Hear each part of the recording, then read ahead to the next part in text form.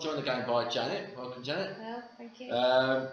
Again from the CVS, and we're looking at some of the questions that have been coming in, because people have been messaging us in, which has been dead. Thanks very much for that. So I'm just going to pick up some of these questions, and Janet, hopefully you'll be able to answer these. First off, so people are asking, how long is a commitment to volunteering once they get involved in things? How long do they have to be involved, would you say?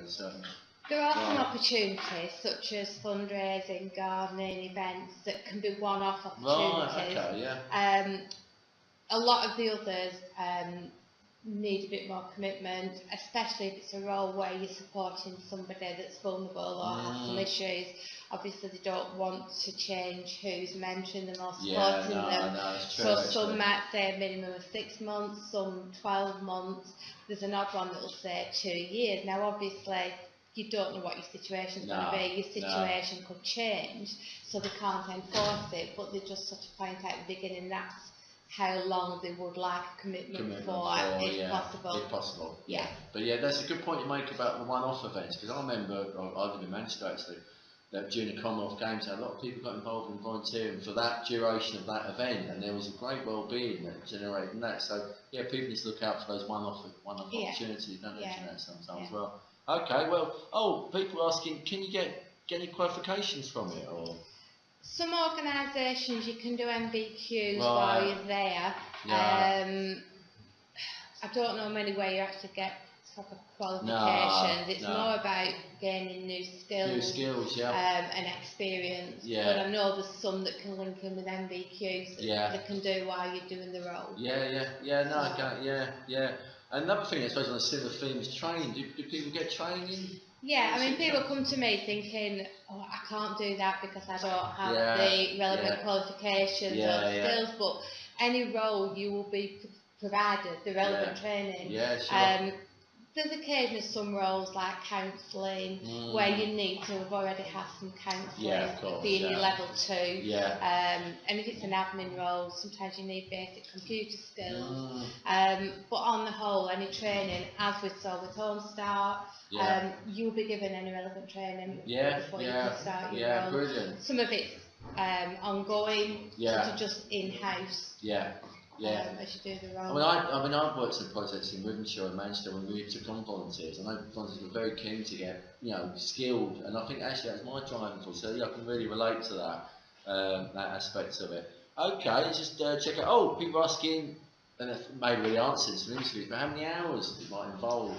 Again, it depends on the role. If it's a role again where you're supporting somebody, or like the systems advice, the more you do, the better it is for you, because you're gaining more experience and you gain by doing the role. But I would say a minimum of 3 hours a week, so it doesn't have to be a massive time commitment. There's nothing to stop you doing more than one role. So if you want to try different things or with different places, providing it fits in with your hours, there's nothing to stop you doing more than one thing at once. I like the idea of volunteering. Myself, I've been doing this project, made me thinking, gosh, that's something I want to try out, you know what I mean? And not having this, I think that if volunteering can do that, can't it? So very different than we've ever done before. Very good. Will you receive some support? I imagine we've already answered that. Most organisations will provide you with any support you need. There's usually somebody that's a supervisor or somebody that you can go to if you've any issues. Exactly. You will get that a good level of support. And people also asking, would it cost them anything to get involved? It shouldn't cost you to volunteer. You're giving your time for free. So it shouldn't cost you to volunteer. Most organisations do pay out of pocket expenses, which is usually you're travelling. If you're somewhere for a full day, they may provide lunch. Or if you're doing something where you're supporting somebody to do an activity, then obviously that will be covered. But there are odd organisations that don't, and it's usually because they're purely volunteer-led. They don't have the funds to do it. But on the whole, you should get your out-of-pocket expenses. Brilliant. Okay. This is a very interesting question actually that's come in, and I think it's very pertinent. If you receive benefits, can you still volunteer? You can.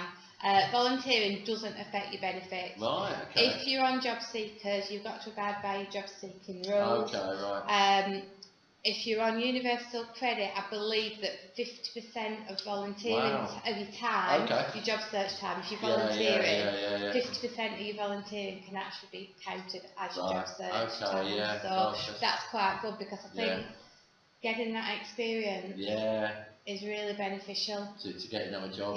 Definitely moving on. So no, there's no 16-hour rule. I think that's more when you're in paid work, it will affect your benefits if you do more than 16 hours. But as long as you're abiding by a job seeking rule, or if you're on disabilities, obviously if you're on a disability, you know, you're on disability because you've got a bad back, and they find that, you know, you were going and gardening and digging gardens, and it might affect your benefits, but you know, it's been shown that volunteering can help your well-being and your physical, you know, everything. So it doesn't mean to say just because you can volunteer that you can work. It's not always the case.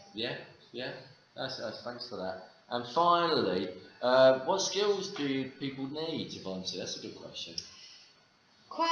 As we said, training will be provided, so it's more that people, you know, they need to be reliable, polite, friendly, approachable, that sort of thing more than anything. And like I said, sometimes you do have to have some basic skills, depending on the role you're doing, but quite often, like I said, that the training will provide all that for you. But it's just that, you know, you can be able to respect confidentiality, be non-judgmental. It's all things like that that are the main things they want you to have when you're volunteering. Thanks for again, Janette. You've been most helpful.